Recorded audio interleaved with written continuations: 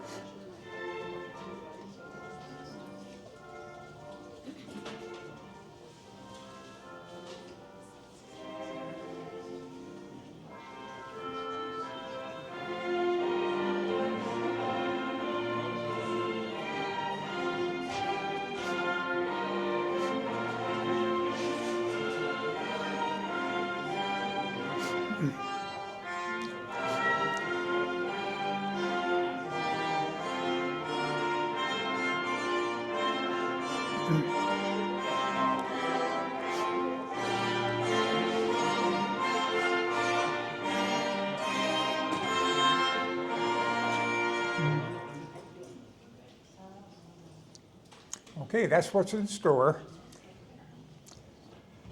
And before we get started, I would like to mention that other location. This whole series of talks was originally an OLLI class. This is a rerun, slightly abbreviated.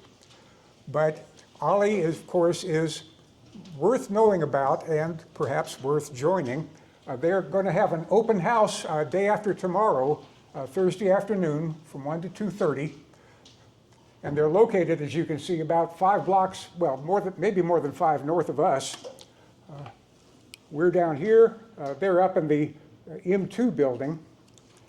And they also, like the Champaign Public Library, will be serving cookies. So that's the important thing.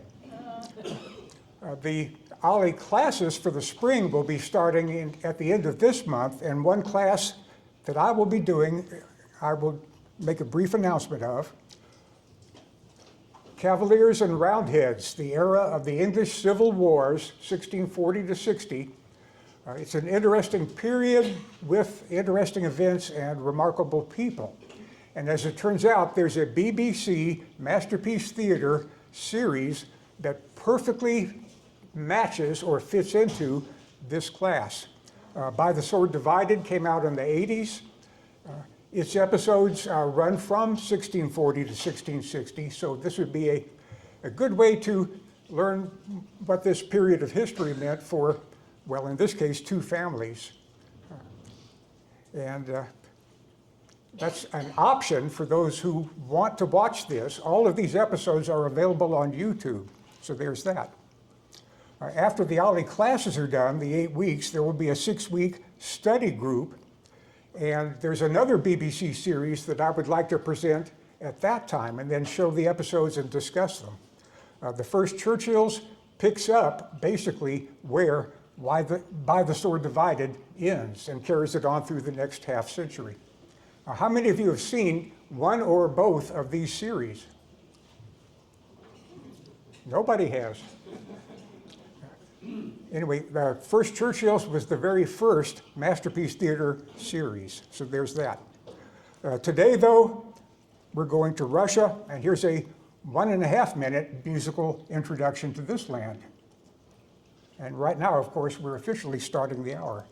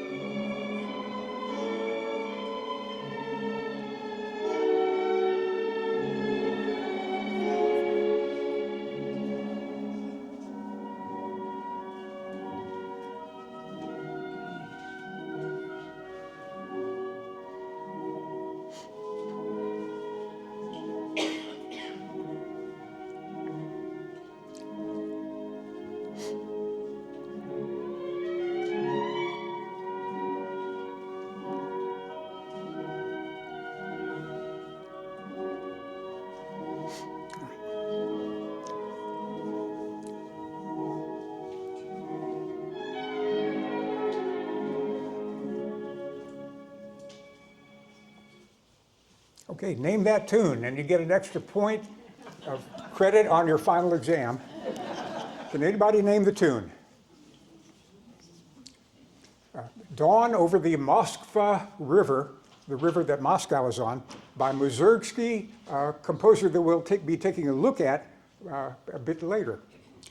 This book is part of my Baedeker collection. For those who weren't here last week, around 1900, these were the world's best guidebooks, fantastically detailed, and indeed, much of the information in them is still very useful today. I've got a complete set of the final editions from before World War I. This one cost a few bucks. I will not pass the original around, but that one has been reprinted in a facsimile edition with larger print also for those who can't handle the tiny print on the original volumes. But this is the one that will introduce the empire that we'll be examining today. The fold-out map at the beginning of each Baedeker is enormously detailed. Again, because of the age, this volume was published in 1914, and so the paper is getting pretty fragile. I am always reluctant to unfold the map, but luckily all the Baedekers are available online for free download. They're definitely out of copyright, and so you can look at the tremendous detail here. Other maps from other locations, this is the realm that we'll be looking at. This is from an old, high school textbook, but it does show this empire. The areas in slightly darker colors, or orange, are those parts of the empire that had special relationships with the government in St. Petersburg. The Baltic provinces, Poland, most of what we think of as Poland was run by the Russians. Back in the 18th century, Germany, Prussia, Austria, Russia partitioned Poland, and the Polish people were still there, of course, under alien rule. These are the spots that we will be looking at today, the different parts of this Russian Empire, and I hope to be able to get through all of them, winding up with Siberia and the Trans-Siberian Railroad. As far as this land that we're talking about, here's the history of Russia in a nutshell, or with a series of maps.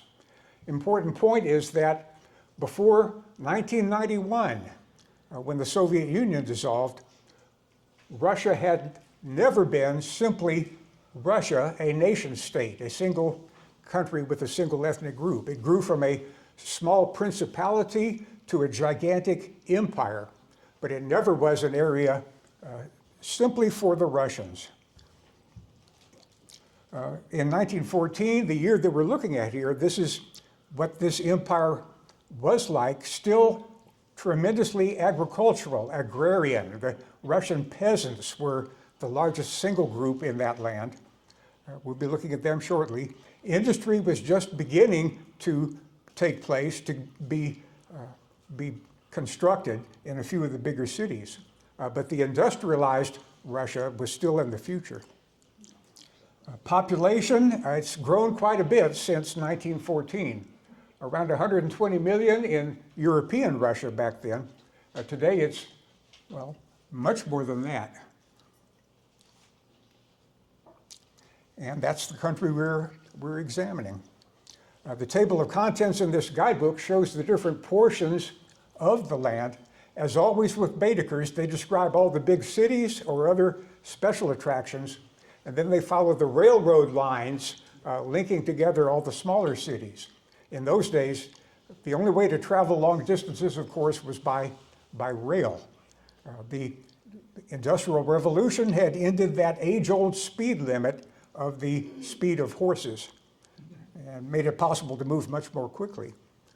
Baedeker spends some time at the beginning of his guidebook, as always, with essays on the various peoples of the empire, the economy, everything else. He assumed that, or the company assumed, that we talk about Baedeker as if he were one person. And a lot of people owning these guides back then thought of him as a kindly old gentleman who was a companion on their trips, providing huge amounts of information. But the essays do reflect the attitudes of the time in which they were written, when views about things like race were, shall we say, somewhat different from what many people hold today. But here's brief discussions of the peoples and their characteristics. Ethnic groups, the Great Russians, the Russians proper, 52 million back then, mingled with the Finnish race, he says. They now occupy Great Russia, but also, well, spreading into the southern area. Physically, here's your stereotype. They are blonde, blue-eyed, and vigorous, with broad shoulders and bull necks, often somewhat clumsy and with a strong tendency to obesity. Does anybody remember Nikita Khrushchev? I think he would fit that description. I won't read all these insights. I will email you this PowerPoint show, and you can read the details at your leisure. Their character, though, has been influenced by a long history of subjugation to feudal despotism, as well as the environment. They are melancholy and reserved, clinging obstinately to their traditions, and full of self-sacrificing devotion to Tsar, church, and feudal superior. This was written 3 years before the Russian Revolution, by the way. Easily disciplined and so make excellent soldiers, but have little power of independent thinking or of initiation. The normal Great Russian is thus the mainstay of political and economic inertia and reaction, he says. Sometimes a victim of fancy and temperament, despondent slackness, sometimes emotional outburst. Here we have the explanation of the want of organization, the disorder, and the waste of time which will strike the Western visitor to Russia. This pessimistic outlook is on the word that is forever on Russian lips, nichevo. It doesn't matter. In GI German from the 1960s and 70s, macht's nix. Does anybody remember that phrase? Yes. The Russian derives his faults as well as his virtue from this nature. Important and fascinating literature, which is seen also in the national songs and music. Other ethnic groups, the Belarusians, who today have their own separate country, the so-called White Russians, living in the area near Minsk, probably derive their name from the light color of their clothing, poorest and least advanced of the three stocks. Baedeker cannot come up with any dramatic or positive thing to say. The most significant thing, he says, is a certain disease of the hair is common among them. When I gave this at Ollie, I asked, does anybody know of any famous Belarusian. One person got on his phone and found out that one Belarusian won a gold medal at the Olympic Games a few years ago, but that's just about all they could come up with. Belarusians have not played a major role in history, but still they have their own nation today. The Ukrainians, of course, are very much in the news today, the so-called Little Russians. Stereotypes, slender and dark, emotional Southern temperament. Their poetry and music are of a high order. Their dialect is very different from that of the Great and White Russians. Of course, the Ukrainians would say a totally separate language rather than dialect. Settlements more straggling, lack of timber, houses built of mud and clay. There's also the Cossacks within Russia, not a distinct stock, descended from refugees and outlaws who occupied the frontier district between the settled and the nomadic tribes. Organized as a frontier militia, Cossacks still in European Russia are those in the Orenburg area. After the collapse of communism, the Cossack culture came back to life within Russia among those who had the memory of ancestors of that tradition. The Poles are described as a separate group, total number about 8 million, Roman Catholic in religion. And the contrast between the lower classes and the noblesse is very striking, the latter being physically and in character refined to an almost excessive pitch of elegance. And to the Slavs also belong what we would call the Latvians or Lets and the Lithuanians, Lutheran and Roman Catholic respectively. And then using the language of that time, the non-Slavonic Aryans, people, we would say, speaking Indo-European languages. But as we all know, back in those days and through the 1930s, that word Aryan was given this extra meaning. But there were Germans within Russia who had settled there back in the time of Catherine the Great, who invited them in. Since 1991, many of them have gone back to Germany after 300 years. And then the Mongolian race, as it's called, described here, the Samoyeds, the Finns, etc., Finns proper and the Karelians, again, all described here along with some of the smaller groups. Even within the land where Russians are dominant, there are many areas of these smaller groups speaking their own languages. The languages themselves for the Finns and the Hungarians, they both belong to a separate category of language, not Slavic or Germanic, Finno-Ugric it's called. And the joke says that in ancient times, when the tribes went their separate ways, they divided their language between them. The Finns took all the vowels, and the Hungarians took all the consonants. And if you've ever seen or read paragraphs like that, I think you would agree. The Turkish-speaking peoples, the Turkish groups are shown here, the Tartars of the Crimea and all the various others, the Bashkirs, the Kyrgyz, treated in more detail a bit later on. Definitely a multinational empire. Important category at this time, the Jews still living in the Russian Empire. They had migrated in the Middle Ages from Germany to Poland, speak a German dialect intermingled with Hebrew expressions. That's, of course, Yiddish. Not allowed to live either in Great Russia or in East Russia, strictly limited in their privileges, subject to numerous restrictions, as well as to the caprice of the Russian officials, and I could also say to the lynch mobs of the Russian people. They subsist for the most part, says Baedeker, in a state of physical and moral degradation. As a result, they migrate in large numbers to other countries. The main other country, of course, is the United States at that period. What he meant by physical and moral degradation, is he talking about imposed on them by the conditions of their life, or is he using, in effect, a racial slur? A bit hard to tell sometimes. Total population, the important and significant difference is between the small upper class the great mass of the people on the one side and the hereditary and official nobility and the burgess or bourgeois middle classes on the other. Alongside of admirable achievements in all spheres of intellectual activity, we find also a great deal of merely outward imitation of Western forms, with a tendency to rest content with a veneer of Western culture and a stock of Western catchwords. There is only too often a total inability to put into practice and make an effectual use of what has been learned. Fancy and emotion are much more widely developed in the soul of the Russian than true energy and joy in creation. Upper classes noted for their luxury and extravagance and reckless gambling, their better side showing itself in their unlimited hospitality.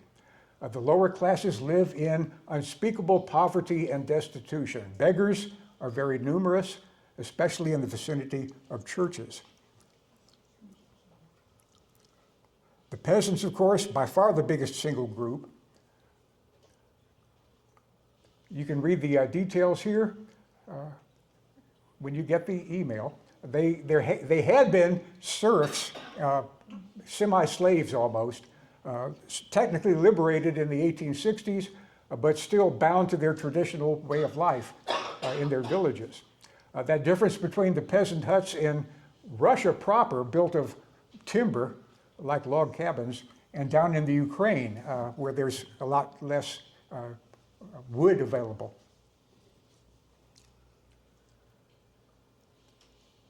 Cottage industries practiced by people who needed a bit of extra income to supplement their rural poverty.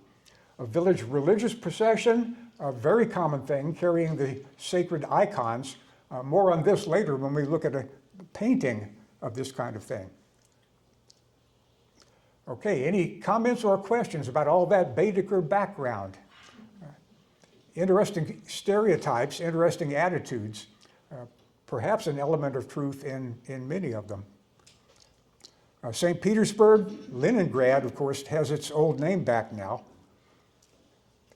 And it's popularly known as Pyotr, named after Peter the Great.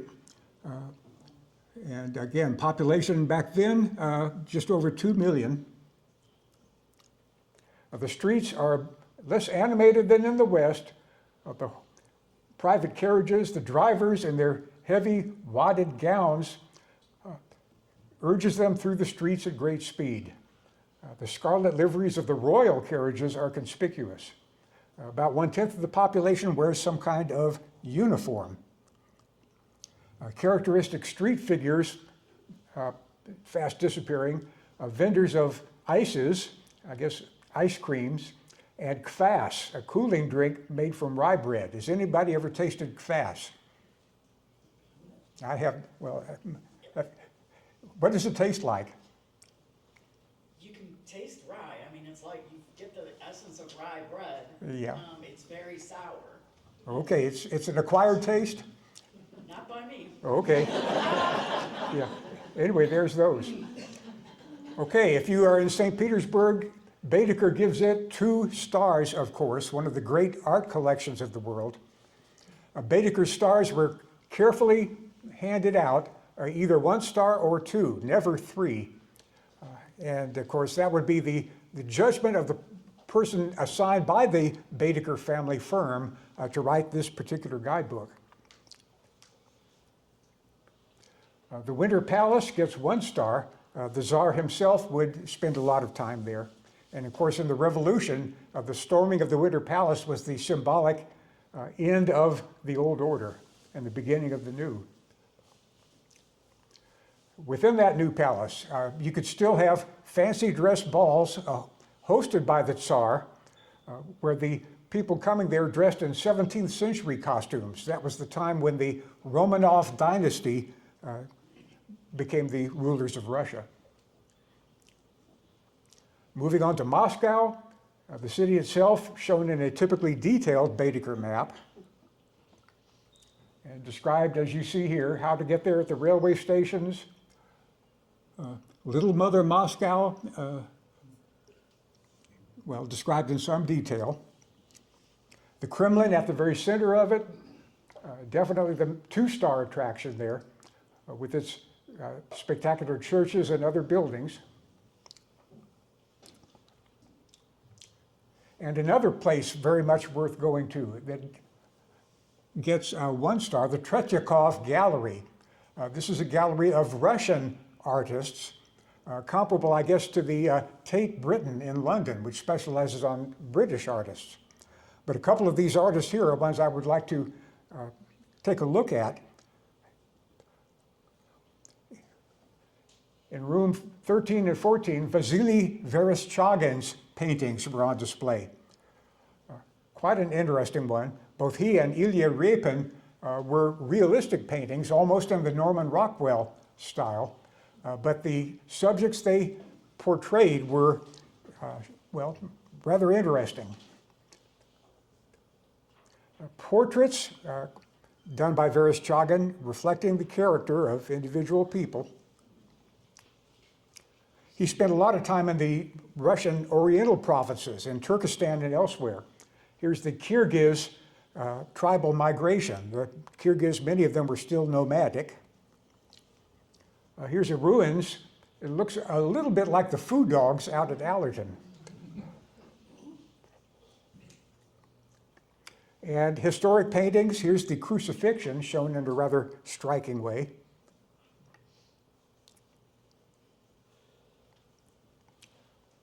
And Samarkand, and today it's in, I believe, Uzbekistan, with its splendid buildings built back in the 14th century.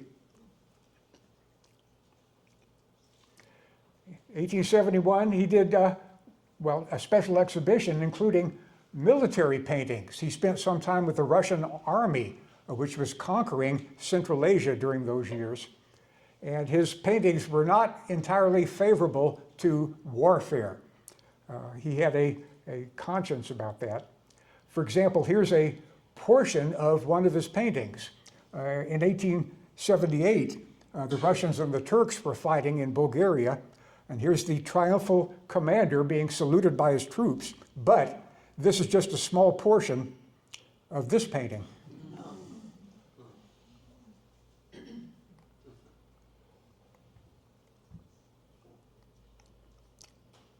The other striking painter is Ilya Repin, who caught the spirit of people quite well in his portraits and other works. For example, he visited Count Tolstoy and did a good picture of him, more than one. Tolstoy identified, he was a nobleman, but he identified with the Russian peasants and enjoyed dressing in peasant costumes.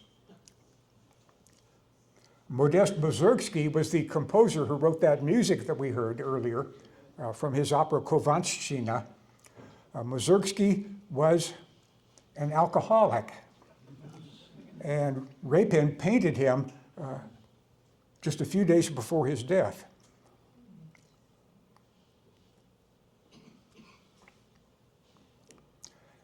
Repin also did historical paintings. Here's a famous incident from Russian history. The Zaporozhian Cossacks were, of course, free men and warriors. The Sultan of Turkey sent them a message insisting that they become under his control. They wrote him a reply, and as you can see, they enjoyed writing it. The message from the Sultan, well, you can read it at your leisure, but it's essentially a demand for them to submit to his rule. And their reply is, well, hilarious. I have had to block out certain words, and I will let you read this at your leisure. You can see that it, well, it's not complimentary. But that's them. Each of these figures, by the way, was modeled on a real person that Repin knew and used their own facial features with the 17th century clothing. He also did a painting of another dramatic incident in Russian history. Ivan the Terrible, in a fit of rage, struck his son and killed him. And the expression on his face is a man who is in hell, I believe would be a good way to say it. Current scenes in Russian life, the Volga boatmen hauling the boats upriver, and a painting that he did of a village religious procession. This one, religious procession in the province of Kursk, a lot of fascinating detail and a lot of commentary about the way of life at that time. It was, of course, a dictatorship, a authoritarian rule by the Tsar's government. Religious faith, carrying the holy icons, the peasants from this village doing that. But look at the other detail in the painting, and you will see who's in charge. And you'll see that.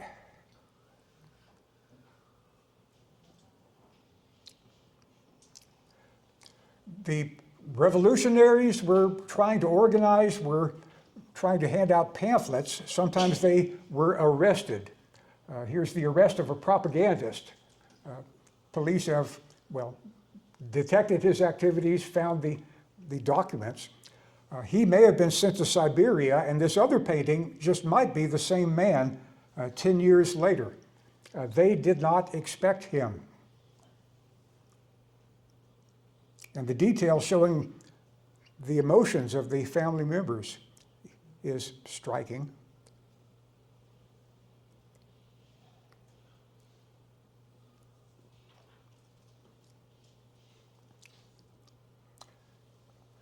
Okay, that's what you would see in the Tretyakov Gallery. You would also, of course, want to visit some of the Orthodox churches of Russia.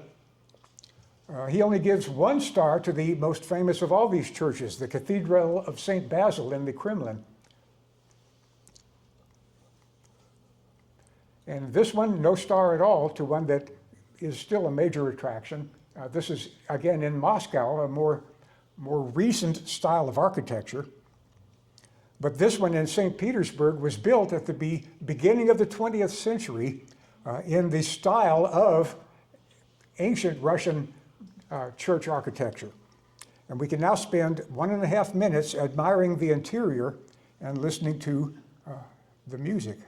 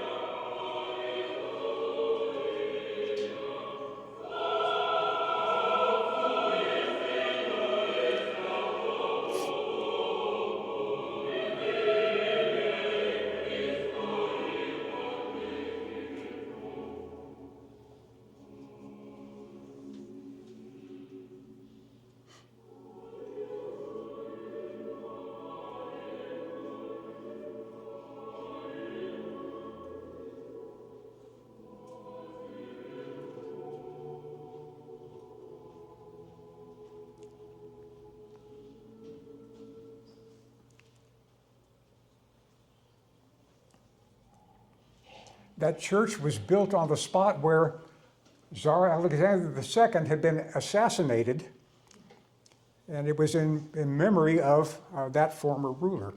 The music you heard was by Rachmaninoff. It's very much in the Russian Orthodox music tradition.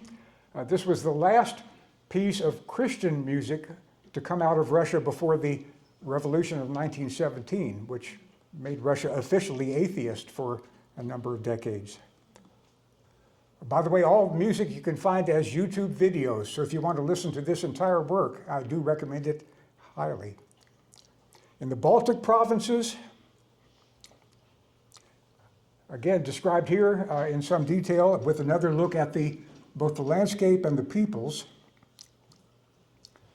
This would be what today is Estonia, Latvia, Lithuania. Livonia is the old name. Livonia and Kurland were the old provinces which today make up Latvia. And one interesting thing here is a scenic district, the Livonian Switzerland, they called it, with interesting hikes. Many of the Baedekers describe hiking trails that are recommended, most of which are still there today. In this volume on Russia, this is I think the only description of an area where you can go hiking. I would very much like to visit this area and do this one. It does take you through these, or past these 4 castles, which are shown. I think I'll skip the video for sake of time, but you can find this on the web, and I'll send you the link to that so you can look at this portrait of what those castles look like and what the scenery looks like. But that's the hiking trail you could do today. And there's, well, tour companies would let you visit this. They describe this as strenuous with breathtaking views. Baedeker didn't categorize his hikes by how difficult or strenuous they were. Don't know what this would be like, but it would be fun to find out. The Baltic states, of course, after World War I, got their independence for a couple of decades, occupied by the Nazis and then by the communists once more, becoming independent again in 1991, and the last third of the century has been the most prosperous and peaceful in their history. An interesting area. So is the Caucasus, the area of the Great Mountain Range. And it's a rather rugged area for a person paying a visit there in 1914. The map again shows you the few rail lines and roads running through those gigantic mountains. Population, of course, has grown very dramatically since 1914, when it had about 7 million people. Wildlife, various creatures you might encounter. Fever, that is malaria, is rampant on the Black Sea coast. Bears, wild boars, hyenas, jackals, wildcats. Watch out for the venomous serpents, and the bite of the small yellow scorpion is not considered dangerous except in August. But that of the black scorpion, which occurs at Nakhichevan and Julfa, is usually fatal. So try not to encounter those. The population, it's a tremendous jumble of languages, cultures, tribes, religions. In effect, the leftover peoples of 5,000 years of migrating groups have each found their little niche in the Caucasus, a real patchwork of ethnic groups. Tartars and Armenians have immigrated from there. The history of the Armenians and their original homeland and their, well, fate in other areas, the Armenian diaspora, is a fascinating topic. The Tartars are Sunni Muslims found in the eastern provinces here. This is what we would call Azerbaijan. And the Tats are an Iranian race, he says. Degraded form of Persian would be the Azerbaijani language.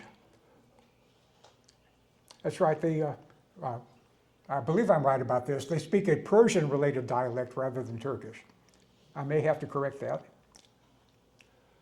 But there are Circassians also, an interesting people with their, well, famous clothing styles. A lot of them immigrated out of Russia into the more friendly to them Ottoman Empire. Some of them settled in Ottoman Palestine, which we will be visiting in 2 more weeks. And today there are 2 villages in Israel which are still inhabited by the Circassians in that country. Chief garment of these, of course, is quite familiar, described in some detail here. And like all Caucasians, the people of the Caucasus region, they carry an arsenal of weapons, though the bearing of arms is now forbidden. at least in law. What would happen out there in the rugged, remote mountains might be another story. The Circassian women, the bodice adorned with chains and buckles, and the cylindrical hat richly ornamented with gold and silver. Other groups, the Ossetians, the Dagestanis, the Cherkess or Chechens. The Russians have had great problems with the Chechens over the last couple of hundred years. They fought them in the 19th century, and in the 1990s, there was another Chechen independence movement crushed by Vladimir Putin. The Russian settlers in the Caucasus have moved into that area. And as he points out, the villages of Dagestan often bear a striking resemblance to the pueblos of New Mexico. And he recommends this article by journalist and traveler George Kennan, the father of the George Kennan who was better known in the 1960s as a political science Cold War analyst. I will send you a copy of this National Geographic article. The great struggle in the mid-19th century is mentioned here, but it was against the Imam Shamil the Avar, as they called him, the Muslim religious leader of one particular tribe who rallied many others to his cause. This conflict was happening in the Caucasus at the very same time, in the same decades, that the United States was out in the American West dealing with Chief Crazy Horse or Geronimo. Excellent book, highly recommended, about Shamil and about this whole story. What to take with you when you go to the Caucasus? Quite rugged. You better be prepared with all the necessities that you might think you might need. The best mode of traveling is on horseback. And here again is more detailed information. The native saddle offers a very secure gait, but it takes some time to get used to it. Spurs are not used, so keep in mind that if you travel on horseback through this area. If you leave the beaten track, basically take everything with you that you might possibly need. Public safety is on a somewhat unstable footing. Get permission to carry a revolver. And in that last sentence, the Viceroy's Tourist Committee was founded in 1914 to develop the touring possibilities of the Caucasus. In that year, I don't think much came of that proposal. And by the way, you can wonder, 1914, of course, August of that year was when World War I began.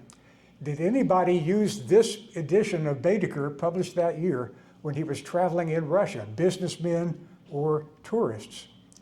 And if so, were they caught by the outbreak of the war and have to find their way home, perhaps through Sweden or someplace?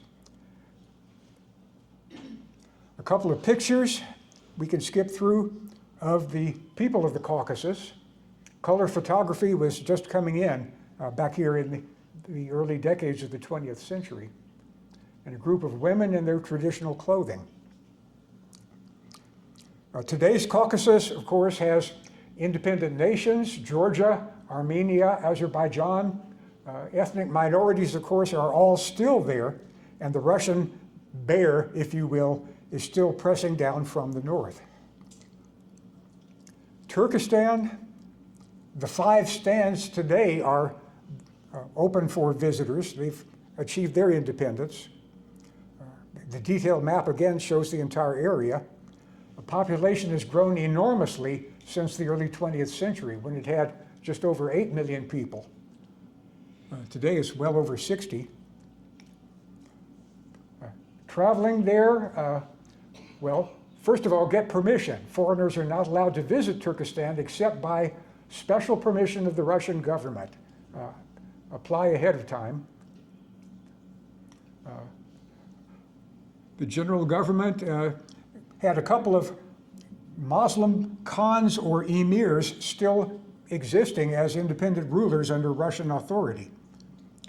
The climate described is not unhealthy. The water should never be drunk unless it has been boiled, and watch out for the various diseases that it mentions there, of course. Population described, divided into the settled tribes and the nomads. A good National Geographic map of the peoples of the then Soviet Union gives a, well, it shows where these various groups lived. The light yellow area is almost uninhabited with the deserts. And a brief paragraph on each. And it mentions a group called the Sarts, which is not a term used anymore. But it describes them as forming 24% of the population, Sunni Muslims, partly Turkish, partly Iranian, very partial to sitting about and gossiping in the bazaars. The woman is practically the slave of her husband, and Bukhara is said to have been the center of the theological doctrine that women have no souls and should not be allowed to pray.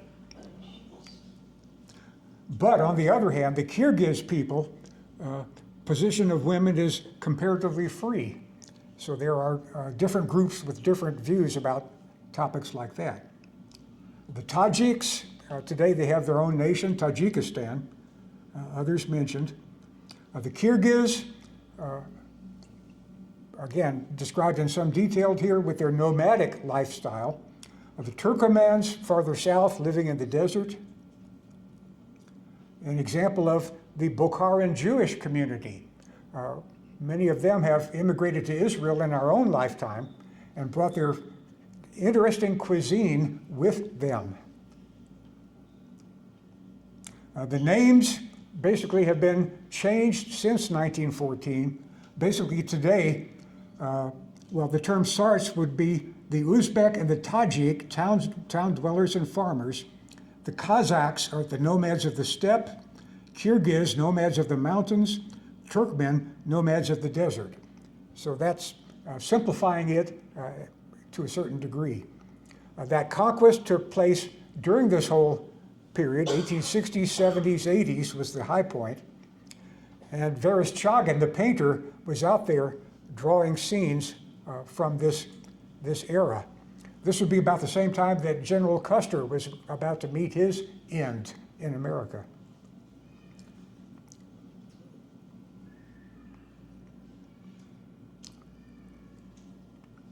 Here's the Emir of Bukhara. Those black dots running across the center of this painting are the heads of Russian soldiers, decapitated and put up on poles to be admired.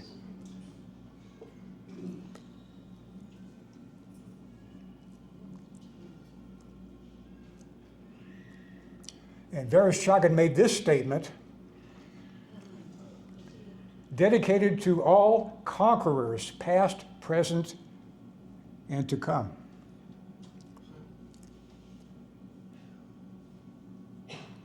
More pictures of the peoples of this part of the world taken in the early 20th century. We can skip through these. A boy in front of a mosque, two prisoners shackled in their chains, the nomadic Kyrgyz out on the steppe. This is Isfandiar Jurji Bahadur, the Khan of Khiva, governing under Russian supervision, and the Emir of Bukhara, Alim Khan, with his little, not independent, but protectorate, I guess we'd call it. He survived the Russian Revolution, fled to Afghanistan. You could buy kebabs, of course, to have as a snack. Water carriers, I would not drink the water. A government bureaucrat in Bukhara. A cloth merchant. A fruit seller. A shepherd on a hillside. Two men in a mosque. Students studying the Quran in a madrasa, a religious school. And here's students outside their madrasa. a religious teacher with his daughters. All these you could look at your leisure when you get the PowerPoint show. Worshippers outside a mosque in Samarkand, and a group of Jewish children in Samarkand with their teacher, speaking or learning Hebrew, speaking the local languages. But that's Turkestan. Baedeker gives you well, here again is what it looks like today. The 5 stands existed. Drawing the boundaries, well, the boundaries were drawn during Soviet rule to give each ethnic group an area of its own, and without too much thought about how intertangled or intertwined they are. But when the Soviet Union broke up, all these boundaries were kept. Some of them have caused problems, others have not. Baedeker lets you take an excursion to Tehran, the one area outside of Russia, which could be visited. If you want to get there from the north, it was rather awkward. The best traveling time it gives you here, and Baedeker recommends 16 days to get a full tour of that city and its culture. Common Persian words that you might need to know. Baedeker is quite useful about that. To get there, you'd have to take a ship down the Caucasus, get off at a port, and then make the overland journey by horse cart. You could do it if you wanted to. You could gut it out and do the whole thing in an unbroken 50 hours, changing horses, traveling overnight, just to get it done. But it could also be done over several days, rather more relaxing. Once you got there, you would see an interesting city, the Shah's Palace, still there. The Golestan Palace. The palace is there today. The Shah, of course, is no longer with us. Let's move on to Siberia. Any questions about all these lands before we head on? Fred? Yeah. I'm always confused about the stands. You said there were 5 stands, but, can't stands refer to counties and towns, and it's just confusing. Well, the 5 stands are what modern day people call those 5 former Soviet republics whose names end in Istan, and that means Stan means land of. So it'd be the land of the Uzbeks, the land of the Kazakhs. That's the country names there.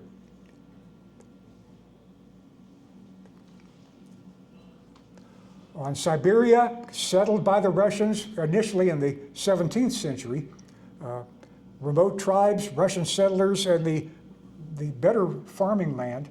A population of Siberia grown astonishingly great since this early period. Described here in some detail, flat plain, good arable land in the west, a narrow belt of good lands between the deserts in the south and the taiga, the cold pine forests in the north. Ethnic groups within Siberia, the tribal groups, the Russians, of course, numerically dominant in this period. The Yakuts, the Buryat Mongols, speaking a Mongol language, and the Samoyeds, complete with a Samoyed. Does anybody have a dog of that breed? The best traveling season, of course, middle of May to the middle of June. That's not very long. On no account, drink unboiled water. Mosquito veil is desirable. It is desirable to carry a revolver in Manchuria and in trips away from the railway. Bed linen, take it with you. A disturbing feature in the inns where you might spend the night is the inevitable concert or sing-song, which usually lasts far into the night. The traveler must be on his guard against thieves, avoid carrying large sums of money. And you could take the Trans-Siberian Railroad if you wished, completed by 1914 and described in some detail here.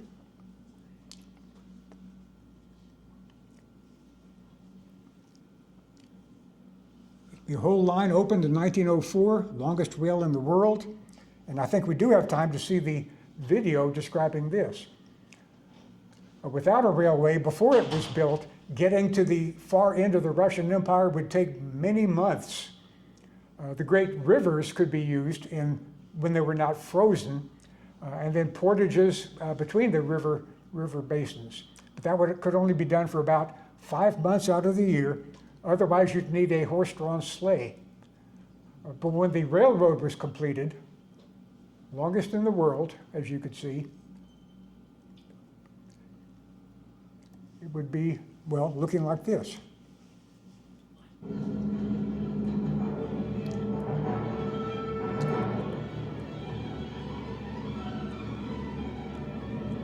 The Trans-Siberian Railway, at over 9,000 kilometres and 8 time zones, is the single longest railway line in the world. And its journey begins in the late 1800s, because with Russia having already established a rail network in the European part of Russia, the impetus to extend was due to first wanting to exploit Siberia's natural resources, second wanting more emigration to Siberia due to the overpopulation of European Russia, and third the fear of Chinese invasion. So in Vladivostok in 1891, the future Tsar Nicholas II emptied a wheelbarrow of soil, ceremoniously marking the Trans-Siberian Railway's construction. Thereupon, labourers, many of whom were prisoners, worked simultaneously on different segments of the track, cutting through forests, building bridges over rivers, and blowing up mountains. Finally, after 25 years, in 1916, the completion of the Khabarovsk Bridge connected Moscow to Vladivostok via one continuous train track, and the journey that had previously taken 11 months on horseback could now be done in 2 weeks. Russia was forever changed, due to goods like coal, grain and timber being transported east to west, whilst people such as migrants, soldiers and tourists travelled west to east. Today, the Trans-Siberian Railway journey has 3 other popular variations. They are the Trans-Manchurian, which cuts into China, the Trans-Mongolian, which drops down into Mongolia, and the Baikal-Amur main line, which heads into slightly more northern Russia. Having chosen the classic route, I was now on this segment of the journey that was branching into its own Trans-Siberian character. So my journey this far, this has been thanks to you. Has anybody here made this train journey? What was it like and how long did it take? We did 1 week. 1 week? Baikal Yeah. from Moscow. Yeah. Was it pretty comfortable? Yes, very comfortable. Yeah. The scenery, I suspect, would include monotonous stretches and extremely scenic stretches. And you would have seen views like that, or that, or that, or that. And then, well, if you were back in Baedeker's time, you could make another excursion outside the boundaries of Russia, but described in this guidebook to Beijing, or Peking as it used to be called. In 1914, the Baedeker firm had the idea of doing a full-scale guide to China or the Far East. But World War I came along. That particular Baedeker was never written. And this chapter on Peking would have appeared in that one in a more elaborate version. The city itself, the inner city, of course, and it's forbidden, the imperial city with its purple or forbidden city within it. In 1914, China had just lost its emperor. It had just become a quote-unquote republic, but was in some disarray at that time. Hotels are listed, and a couple of restaurants are listed, Chinese restaurants, if you wanted to try the authentic cuisine. Among the best of them are the 2 that are described. European knives and forks are often attainable, it says. And I checked on Google, and there is 1 restaurant in Beijing today with that name. And could that possibly be the same restaurant that has survived all these decades and all of the chaos of what has happened in that area, including World War II, the communist takeover, so forth. Don't know for sure, but it would be interesting to have that one survival from the old days before the First World War. Okay, that's our tour of Russia. And here's a bit more information about the situation today. Under the Soviet Union, the boundaries of the so-called republics were really just administrative conveniences, letting each group have its own culture. But the authority in charge, of course, was the Communist Party. With the breakup of all that, ethnic minorities of Russians themselves are found in just about all these other lands. In the Ukraine, as you can see, and as we've been following, about maybe just over 20% of the population is ethnic Russian. The same is true. Well, Estonia, 1/3 of the people are Russian speakers who may or may not like living in Estonia itself. But each of these is a possible area where Vladimir Putin, if he felt like it, could make mischief. The share of Russians in the so-called near abroad, these former parts of the Russian Empire or the Soviet Union, shown here. And so that's the heritage of, well, the past that we looked at in this Baedeker, and also the current situation. At the end of each PowerPoint show, I put a Baedeker anecdote, one of the humorous stories about the family firm, just in case we have time to show it, and today we do. One of the many stories about Baedeker, and if I haven't already done so, I'll email you the article. Did I send you the article by H.W. Wind about the House of Baedeker, the family firm? If I haven't, I will. But it includes these neat stories. 1880, when he was talking to a visitor in Berlin, Kaiser Wilhelm, noting that it was almost noon, excused himself, hurried to a large corner window to observe the changing of the guard. It's written in Baedeker that I watch the changing of the guard from that window, and the people have come to expect it. So that shows the kind of influence that Baedeker had in those days.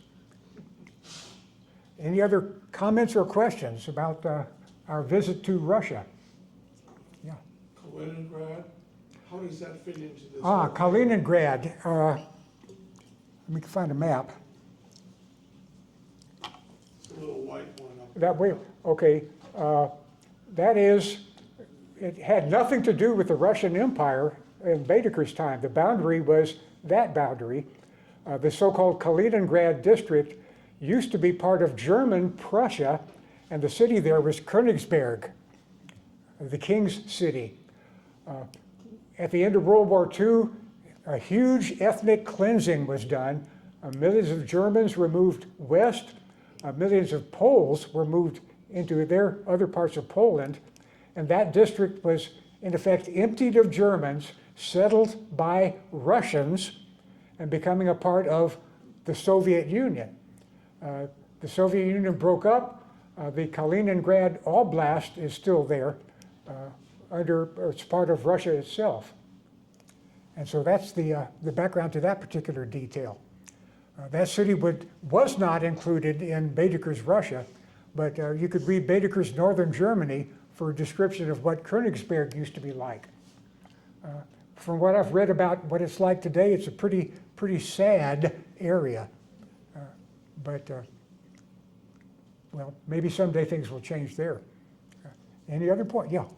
My father made the journey when he was 16 from the Crimea to Harbin, which was on in fact was created by the Russians in China for the building of the railroad city in Manchuria, Harbin. So your ancestor, your father, made his way from the Crimea along the Trans-Siberian. Do you know about what year that would have been? Well, my father, right at the beginning of the they went right at the beginning of the 20th century, around about 1900. My father went in 1922. It wasn't, the railroad trip wasn't too comfortable then. I would imagine that it would not be comfortable then. 1922, it was barely recovered by the government in Moscow, and things would be pretty shaky. But he was very lucky to have made the trip, and so you're very lucky to be here. Anything else about all this? Next week, we get to go to another interesting area, Egypt. Technically with its own ruler, but with a British authority making the big decisions. And of course, pyramids, Suez Canal, things like that were a bit different back then from what a tourist would experience today.